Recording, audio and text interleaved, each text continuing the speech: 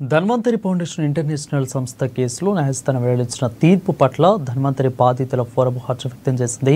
అందుకు సహకరించిన హైదరాబాద్ సిసిఎస్ పోలీసులకు ఇక ఫోరం అధ్యక్షులు గిరిప్రసాద్ శర్మకు ధన్యవాదాలు తెలిపారు.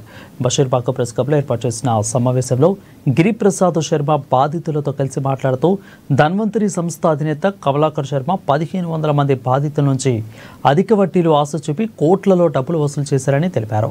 ఇక సిసిఎస్ పోలీసులకు తాము ఫిర్యాదు చేసినట్లు పేర్కొన్నారు. కేసులో నిందితుడు కమలాకర్ శర్మ ఆస్తులను అమ్మి బాధితులకు డబ్బులు చెల్లించాలని నాంపల్లి న్యాయస్థానం తీర్పు ఉత్తర్వులను జారీ చేసిందని అన్నారు.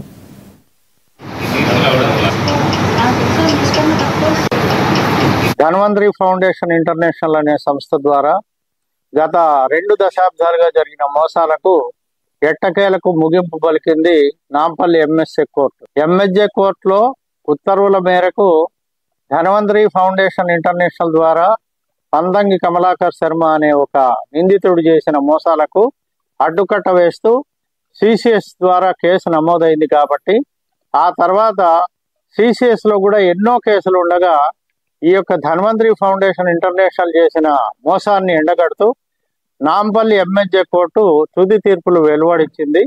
అందులో భాగంగానే జీవో ప్రకారం గవర్నమెంట్ ఏదైతే ఇచ్చిందో ఆ జీవో ప్రకారం ధన్వంతరికి సంబంధించిన అన్ని ఆస్తులు కూడా ఆల్రెడీ ఇప్పటికే జప్తు చేశారు. ఆ ఆస్తులను వేలం ద్వారా అన్ని విక్రయించి బాధితులకు న్యాయం చేయాలని తెలియజేశారు.